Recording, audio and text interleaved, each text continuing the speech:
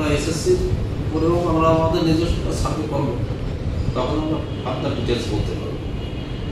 কিন্তু আমরা এমনি আমাদের অভিজ্ঞতা থেকে এবং আমাদের যা আমরা খবর পাই বিভিন্ন প্রতিষ্ঠানের সঙ্গে যোগাযোগের প্রেক্ষিতে, আর আমাদের পুরনো রেকর্ড যা বলে, এসএসসিতেও বেশ কম সংখ্যক কম হয়েছিল গতবারের তুলনায়, আর এবারও এইচএসসিতেও কম হল। এসএসসিতে 95,000 মতো ছিল, এটাতে 91 হলো, ফলে স্টুডেন্ট সংখ্যাও প্রায় এখানে অর্ধেকের মোট। তো এটির কারণ তো পার্টিসিপেন্ট হেল্প করে কিছু, কিন্তু এই এইচএসসিতে গত বছরে ফেলের সংখ্যা কম ছিল, কারণ তো তাদের পরীক্ষা হয়নি, ফলে তাদেরকে অনেককে বেশি পাস করে গেছে। লাস্ট অফ অল তারা সংখ্যায় বেশি পাস করছে, পাশের হার বেশি ছিল, পাস বেশি হয়েছে, অনিয়মিত সংখ্যা কম আছে। আমাদের মোট পরীক্ষার্থীর মধ্যে নিয়মিত এবং অনিয়মিত দুটো পরীক্ষা, অনিয়মিত সংখ্যা একটা যোগ হয়ে একটা অ্যামাউন্ট দাঁড়ায়, একটা বড় সংখ্যা দাঁড়ায়। অনিয়মিত সংখ্যা কমে গেলে মোট সংখ্যা একটু কমে, ঘটনাটা ওখানেই প্রথম। দ্বিতীয়ত হলো যে গত বছর যারা এইচএসসি পরীক্ষা দিয়েছে, গত বছর যারা একাদশে ছিল, তারা এবার এসএসসি পরীক্ষা দিয়েছে, অনেকেই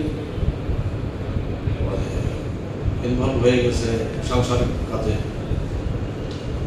সংসারে অনেক মেয়ে অনেক ছেলে সংসারে কর্মক্ষেত্রে ইনভলভ হয়ে গেছে, কর্মসংস্থান।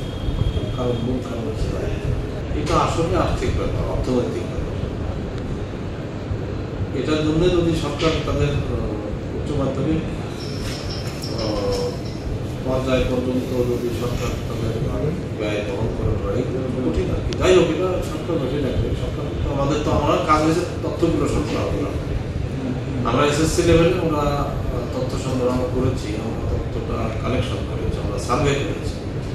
আমরা আগামী বছর এই পরীক্ষার পরে আমরা এসএসসি করবো একটা সার্ভে, ঠিক ঠিক কারণটা কোনগুলো কত পার্সেন্টেজ সার্ভে দেওয়া। কলাম চেঞ্জ তো খুব ফ্রিকোয়েন্টলি করা হয়নি, খুব দ্রুত করা হয়নি, অল্প সময় করা হয়। তবে 12 সালে হয়েছে, 10 সালের বিষয়ের আলোকে 13 সাল, 10 সালের শিক্ষা কমিশনের রিপোর্টের আলোকে করা হলো 12 সালে। আর তো 25 সালে 24 সাল থেকে একটা মানুষ করলো, তা ঠিক না।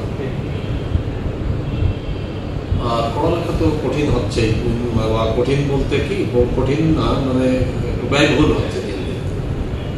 সিলেবাস বিশ্বের সাথে তাল মেলাতে গেলে সিলেবাসকে আপগ্রেড করতে হচ্ছে, তো অনেকে পারে না মেধার কারণে, বা ওর পিছনে শিক্ষা উপকরণ ক্রয়ের ক্ষমতা অনেকের তো নেই। এইসব জায়গা যদি সাপ্লাই দেওয়া যায়, হেল্প করা যায় মানুষকে, তাহলে প্রভাব তো এইচএসসিতে এখনো আসে, এরা আসবে আরো 2 বছর পরে। এখন বর্তমানে তারা ক্লাস 10ম শ্রেণীতে আছে। এসএসসির ক্ষেত্রে আমরা যেগুলো মনে করি সেগুলো করেছি।